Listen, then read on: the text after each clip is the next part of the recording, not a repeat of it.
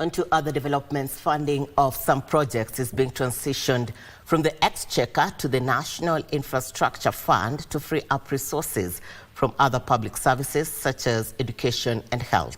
Well, the National Treasury Cabinet Secretary John Mbadi says that projects worth 45 billion shillings will no longer be implemented by agencies under the Ministry of Energy, but will be funded under the public-private partnership through the National Infrastructure Fund. However, MPs are concerned over legal hurdles that may derail or slow transition of ongoing projects. Here now is that report.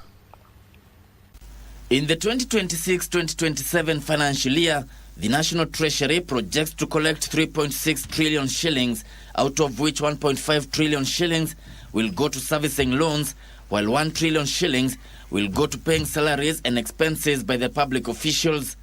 The remaining 1.1 trillion shillings will cater for operations both at the national and county level. National Treasury officials were in Parliament on Monday to explain missing funding for ongoing infrastructural projects. The other day, we, through PPP, gave out a contract for energy transmission, the first one in this country, because it is commercially viable. Yet, you still find the same transmission lines sitting in our budget. We are saying no, remove them out. Cabinet Secretary John Mbadi says the decision was to transition funding of commercially viable projects from the national budget to the newly established National Infrastructure Fund. Investment policy, which is supposed to be the annual plan, again, which you are supposed to, and the feasibility study. All these are supposed to be in place by the time now the fund can be able to start its operation.